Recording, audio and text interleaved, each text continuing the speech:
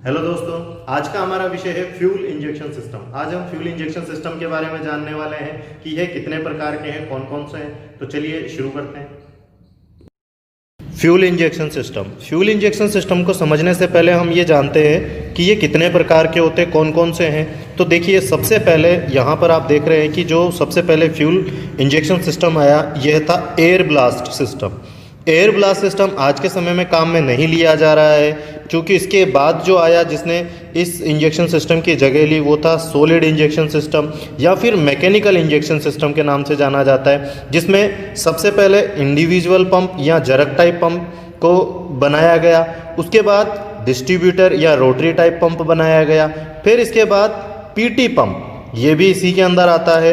और आज के समय में सामान्यतः जो चलन है वो है CRDI इंजन का, जो कि common rail fuel injection system आपका आ रहा है। तो चलिए अब समझते हैं हम कि एयर ब्लास्ट जो इंजेक्शन सिस्टम है वो किस तरीके से काम करता था और सॉलिड इंजेक्शन सिस्टम किस तरीके से काम करता है, और इनके बारे में जानते हैं।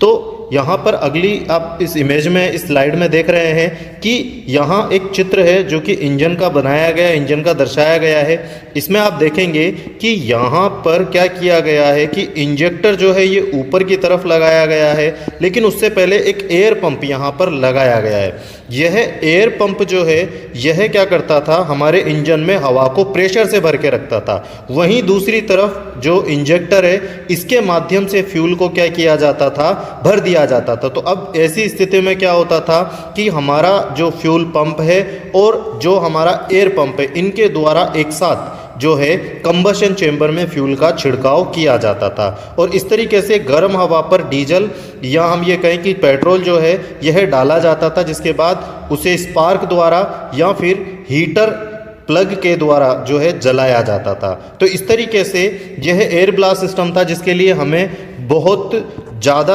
क्या करने पड़ते थे, पार्ट्स प्रयोग में लेने पड़ते थे। जैसे कि आपका एयर पंप या हम ये कहें कि एयर कंप्रेशर हमें काम में लेना पड़ता था, उसे इंजन पे व्यवस्थित करना पड़ता था, जिसकी वजह से इस तरीके के इंजन की FHP बढ़ जाती थी और BHP जो होती थी वह कम हो जाती थी। लेकिन आज के समय में इस प्रकार के इंजन बंद कर दिए गए हैं। एयर ब्लास्ट इंजेक्शन सिस्टम के बाद मैकेनिकल इंजेक्शन सिस्टम और सॉलिड इंजेक्शन सिस्टम आया। दोनों एक ही हैं, यह है मैकेनिकल इंजेक्शन या सॉलिड इंजेक्शन। इसमें भी हम लोगों ने काम में लिया सबसे पहले individual type fuel pump. Individual से हमारा मतलब है यहाँ पर सभी के लिए अलग अलग स्वतंत्र। तो यहाँ पर जो पंप काम में लिया गया, इसे हम इंजन की कैमशाफ्ट से चाल देते थे, और इंजन की कैमशाफ्ट के कारण क्या करना पड़ता था कि हमें उसके ऊपर एक लोब एक्स्ट्रा देनी पड़ती थी हमारे इंजन में पर रोलर टेपिट को चलाने के लिए। लेकिन आज के समय में हम लोगों ने क्या किया कि इसमें भी थोड़ा सा बदलाव किया और इनलाइन टाइप फ्यूल पंप काम में लिया।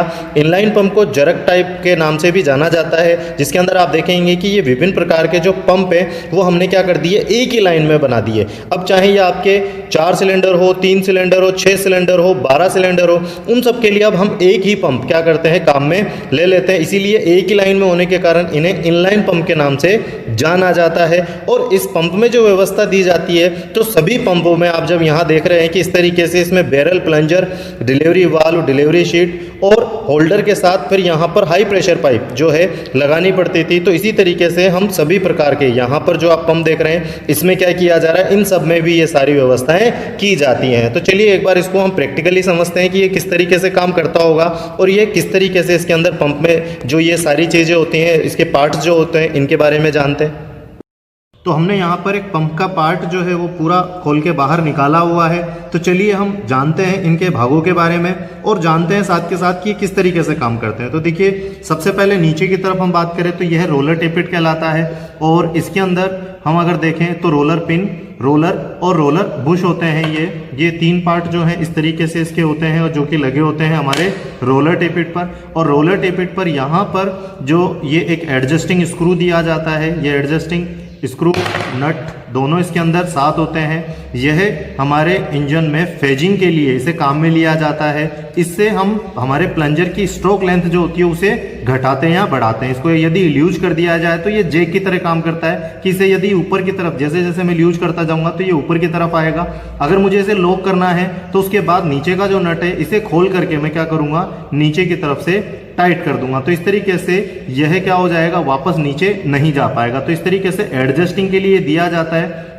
जब भी हम हमारे फ्यूल पंप में कैलिब्रेशन और फेजिंग करते हैं तो हम फेजिंग के लिए इसको काम में लेते हैं। तो चलिए इसके बाद हम बात करते हैं कि यहाँ पर आप देखेंगे कि ये एक प्लंजर रिटर्निंग स्प्रिंग लॉक यहाँ पर है। यह प्लंजर रिटर्निंग स्प्रिंग लॉक है, यह प्लंजर रिटर्निंग स्प्रिंग है और यह प्लंजर कहलाता है। प्लंजर के बाद हम थोड़ा सा और आगे चलते हैं तो यहाँ पर ये जो हिस्सा है यह हमारे प्लंजर रिटर्निंग स्प्रिंग होल्डर कहलाता है, प्लंजर रिटर्निंग स्प्रिंग होल्डर। इसके बाद और आगे चलते हैं हम तो यहाँ पर चूंकि आप देखेंगे कि जो ये प्लंजर है इसके साथ में क्या होता है, इस कंट्रोल स्लीव के लग को लगाया जाता है और कंट्रोल स्लीव के द्वारा इसे कंट्रोल किया जाता है। ये कंट्रोल स्लीव के नाम से जानी जाती है। अब यहाँ पर ये आता है बैरल और प्लंजर, जो ये दोनों हैं ये पंपिंग एलिमेंट के नाम से जाने जाते हैं। तो चलिए यहाँ से हम बात करते हैं कि इसमें भी कुछ भाग होते हैं कि जैसे नीचे का हिस्सा जो है यहाँ पर लॉकिंग ग्रू बना हुआ है जिसमें लॉक लगाया जाता है, यह हमारा लग कहलाता है। और ये जो हिस्सा है यह हेलिक्स ग्रू के नाम से जाना जाता है। तो यह प्लंजर में व्यवस्थाएं हैं। इसके बाद हम बात करते हैं हमारे बैरल की। बैरल में ये जो छोटा सा भाग है यह लॉकिंग लिप्स के नाम से जाना जाता है और ये जो हिस्सा है इसका फीड पोर्ट कहलाता है। फीड पोर्ट के बाद यहाँ से ये इसका आउटलेट पोर्ट कहलाता है जहाँ से फ्यूल को बाहर निकाला जाता है। इस आउटलेट पोर्ट के ऊपर हम एक डिलीवरी वाल्व लगा के रखते हैं। यह डिलीवरी वाल्व जो होता है ये डिलीवरी वाल्व है और यह डिलीवरी वाल्व शीट है जो कि हमारे इस बैरल के ऊपर बैठा होता है। और हम जो है डिलीवरी वाल्व शीट के ऊपर यह डिलीवरी वाल्व लगा के रखते हैं। और यहाँ पर जब क्या होता है कि प्लंजर के द्वारा फ्यूल को क्या किया जाता है, कंप्रेस किया जाता है। तो आप देखेंगे कि यह किस तरीके से इसे ऊपर उठा देता है। तो जब ये यहाँ पर अभी क्योंकि फ्यूल नहीं है, हवा के प्रेशर से ही क्या किया जा रहा है, इसे उठाया जा रहा है। तो इस तरीके से ये पंपिंग एलिमेंट के नाम से जाना जाता है। बैरल और प्लंजर के सेट को पंपिंग एलिमेंट के नाम से जाना जाता है। डिलीवरी वाल्व और डिलीवरी वाल्व शीट जो है इसके ऊपर इसे बिठा के रखने के लिए वहां पर डिलीवरी वाल्व रिटर्निंग स्प्रिंग होती है जो कि डिलीवरी वाल्व के ऊपर हर समय बैठी होती है। और उसके ऊपर लगा होता है डिलीवरी वाल्व जो रिटर्निंग स्प्रिंग है, यह इसका होल्डर कहलाता है। इसका प्रेशर बना के रखने का कार्य होता है क्योंकि रिटर्निंग स्प्रिंग है तो इसको रिटर्न करके रखती है, ये इसके ऊपर दबाव बना के रखती है। और बाद में यहाँ पर आप देखेंगे कि एक हमारे पास यह डिलीवरी वाल्व शीट होल्डर के नाम से जाना जाता है क्योंकि यह इस वाल्व शीट को जैसे आप देखेंगे कि यह किस तरीके से दब रही है। तो इसे जब पंप के अंदर बिठाया जाता है तो ताकत के साथ क्या किया जाता है, इसे कसा जाता है। तो यह पूरी शीट के अंदर बैठ जाती है और इसी वजह से जब तक यहाँ पर जो आपका प्लंजर है इसके द्वारा 2000 से 2700 psi का प्रेशर नहीं बनाया जाएगा, यह फ्यूल को आगे इंजेक्ट नहीं करने देता है। या हम ये कहें कि यही जो पंप है यह प्रेशर बना करके भेजने का काम करता है। तकरीबन 2000 से 2700 psi का क्या बना के रखता है, प्रेशर बना करके भेजने का काम करता है। इसके बाद हम बात करते हैं कंट्रोल स्लीव की। तो कंट्रोल स्लीव जो है यह हमारे प्लंजर के लग के साथ जुड़ा होता है और जिस तरीके से जब क्या किया जाता है, एक्सीलेटर दिया जाता है तो एक्सीलेटर के दौरान कंट्रोल रोड का जो पूरा नियंत्रण होता है यह हमारी कंट्रोल स्लीव के साथ होता है। जैसे नाम से ही पता चल रहा है कंट्रोल स्लीव, स्लीव इसलिए कहते हैं क्योंकि ये हिस्सा गोल होता है और चूंकि ये कंट्रोल या हम ये कहें कि ये नियंत्रित पूरा नियंत्रण रखती है हमारे प्लंजर के ऊपर, तो इसीलिए हम इसे कंट्रोल स्लीव के नाम से जानते हैं। तो चलिए पहले हम बात करते हैं कि ये किस तरीके से नियंत्रित करती है या फ्यूल का छिड़काव किस तरीके से होता है। तो देखिए जो हमारा प्लंजर है इसका हेलिक्स जो ग्रू है यह जितना जल्दी क्या होगा हमारे फीड पोर्ट के सामने आएगा, फ्यूल की डिलीवरी उतनी ही कम होगी और जितना देरी से क्या होगा यह इसके सामने पहुंचेगा उतनी ही ज्यादा फ्यूल की डिलीवरी इसके द्वारा की जाएगी। और यहां पर आप देखेंगे कि जो हमारा प्लंजर है इसके अंदर यह कट जो है ये तिरछा बनाया गया है और इसको तिरछा बनाने का रीजन सबसे बड़ा यही है कि आप ऊपर वाला जो भाग देखेंगे ये एक समान रखा गया है। तो यहां हम इसको कह सकते हैं कि ये जो लेंथ है ये इसकी टीडीसी हो गई और उसके बाद ये इसकी बीडीसी लेंथ हो गई। क्योंकि टीडीसी से बीडीसी के बीच की जो दूरी होती है यही क्या कहलाती है, स्ट्रोक कहलाता है। तो हम यहाँ देख रहे हैं कि यहां से यहां तक का जो इसका स्ट्रोक लेंथ है ये कम है छोटा है। यहाँ पे आप देख रहे हैं कि स्ट्रोक लेंथ बढ़ गया। इसी तरीके से धीरे धीरे जैसे आप देखते जाएंगे तो स्ट्रोक लेंथ बढ़ता जा रहा है। परिणाम ये हो रहा है कि यहाँ पर पहले क्या हो रहा था कि ये प्लंजर जैसे ही क्या होता था, पंप होता था, तो हमारा जो हेलिक्स है ये फीड पोर्ट के सामने थोड़ा जल्दी आ जाता था। लेकिन जैसे जैसे हम क्या करते जाएंगे, एक्सीलेटर के माध्यम से इसे घुमाते जाएंगे, यह धीरे धीरे क्या होने लगेगा, हमारे फीड पोर्ट के सामने आने लगेगा। परिणाम ये होगा कि फ्यूल की मात्रा बढ़ जाएगी और फ्यूल जो है यह ज्यादा से ज्यादा कंबशन चेंबर में छिड़का जाएगा। परिणाम ये होगा कि हमारी गाड़ी की स्पीड बढ़ जाएगी। तो इस तरीके से हमारे जो पंप है इसके अंदर दो तरीके की क्रिया की जाती है, फेजिंग और कैलिब्रेशन। हम यहाँ पर कंट्रोल स्लीव के माध्यम से कैलिब्रेशन की प्रक्रिया करते हैं। कैलिब्रेशन का मतलब होता है समान मात्रा में, सभी सिलेंडरों में समान मात्रा या बराबर मात्रा में फ्यूल का छिड़काव होना कैलिब्रेशन कहलाता है। चूंकि आपको बताया गया कि फेजिंग जो होती है वह किसके माध्यम से की जाती है, तो रोलर टेपिट पर बने हुए एडजस्टिंग स्क्रू के माध्यम से यह की जाती है। इसके द्वारा फेजिंग की जाती है और इसके द्वारा कैलिब्रेशन की जाती है।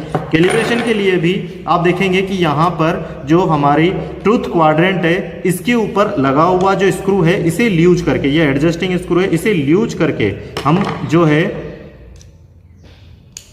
इसे एडजस्ट कर सकते हैं। आप देखेंगे कि इसके बाद ये खुल जाता है। तो इस तरीके से अगर ये पंप में लगा हुआ है तो हम इसकी स्थिति को आगे या पीछे कर सकते हैं। लेकिन पंप की जो फेजिंग व कैलिब्रेशन है यह फेजिंग एंड कैलिब्रेशन मशीन पर ही की जाती है, इसे हम खुले में नहीं करेंगे।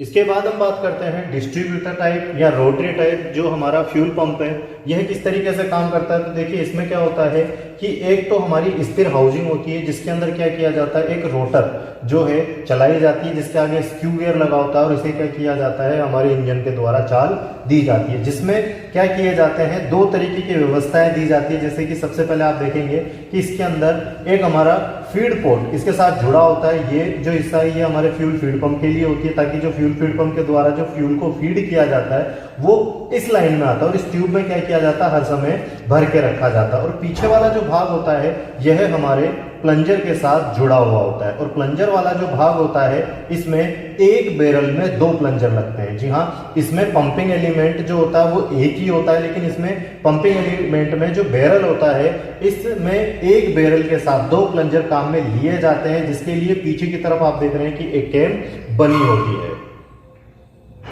तो इस कैम ये किस तरीके से काम करती है, तो इस कैम को समझने के लिए हम लोग एक छोटे से चित्र या हम बोर्ड का सहारा लेते हैं। तो देखिए आप यहाँ पर ऊपर की तरफ देखेंगे कि हमने क्या किया है कि जो रोटर है उसका स्थिर भाग बनाया है, जिसमें आप देख रहे हैं कि इस तरीके की जो लोबे होती हैं ये हम देख रहे हैं कि 4 हैं। यदि आपका जो पंप है 4 सिलेंडर के लिए तो उसमें आपको 2 कैम लोब मिलेगी। यदि 6 सिलेंडर है तो आपको वहां पर इस तरीके की 3 कैम मिलेंगी, जिसमें बीच वाला जो हिस्सा होता है यह एक शाफ्ट के साथ जुड़ा होता है जो कि लंबी जाकर के हमारी कैम शाफ्ट के साथ घूमती रहती है। इसमें हम 2 प्लंजर और एक बैरल होता है जिसके अंदर एक रिटर्निंग स्प्रिंग होती है जो इन प्लंजरों को रिटर्न करने का काम करती है। लेकिन जैसे ही यह घूम करके क्या होती है, हमारी कैम लोब के ऊपर आती है, तो आप देखेंगे कि ये जो प्लंजर के बीच का जो गैप होता है ये कम हो जाएगा।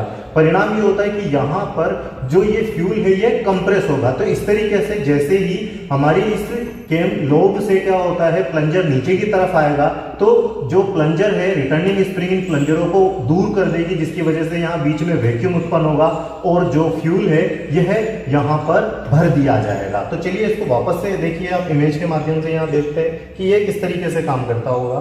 तो यहाँ आप देखेंगे कि जो ये प्लंजर है जैसे रिटर्न करेंगे तो उस समय यहाँ पर ये जो पाइप है आगे की तरफ आप देख रहे हैं कि जिसमें एक ड्रिल करके क्या किया गया है, लाइन बनाई गई है, उस समय यह हमारे फीड पोर्ट के साथ जुड़ जाएगा और फ्यूल यहाँ पर भर जाएगा। लेकिन हमारी हाई प्रेशर पाइप जो है उनसे इसका कनेक्शन हट जाएगा, नहीं तो हाई प्रेशर पाइप से यह फ्यूल खींच के आ सकता है। लेकिन आप देख रहे हैं कि अगले वाली जो इमेज इसके अंदर आप देख रहे हैं कि यहाँ आपको दिखाई दे रहा है कि जैसे ही प्लंजर पास में आ रहा है फ्यूल का दबाव बन रहा है, लेकिन फ्यूल वापस से कहाँ ना चला जाए, हमारे फ्यूल लाइन में ना चला जाए, इनलेट फ्यूल में ना चला जाए। तो क्या होगा, यहाँ पर दूसरी तरफ हम जो फ्यूल पाइप है इसे हाई प्रेशर के साथ जोड़ के रखेंगे, जिसकी वजह से यहाँ पर जो फ्यूल है यह हाई प्रेशर पाइप के माध्यम से होते हुए इंजेक्टर जिसके आगे नोजल लगा हुआ होता है वहां से फ्यूल का छिड़काव करवा दिया जाता है। आज के समय में इस तरीके का जो फ्यूल पंप है ये काम में नहीं लिया जा रहा है, क्योंकि अब जो है CRDI इंजन आ चुके हैं मार्केट में। इस वीडियो में इतना ही। इसके बाद हम CRDA इंजन के बारे में अगले वीडियो में बात करेंगे। और अभी के लिए आप लोगों के लिए एक सवाल, आपको ये बताना है कि हम कैलिब्रेशन के लिए किस पुर्जे का सहारा लेते हैं, या ये कहें कि कैलिब्रेशन के लिए हम किस पार्ट्स को प्रयोग में लेते हैं। आशा करता हूं मेरे द्वारा दी गई जानकारी से आप संतुष्ट होंगे। धन्यवाद।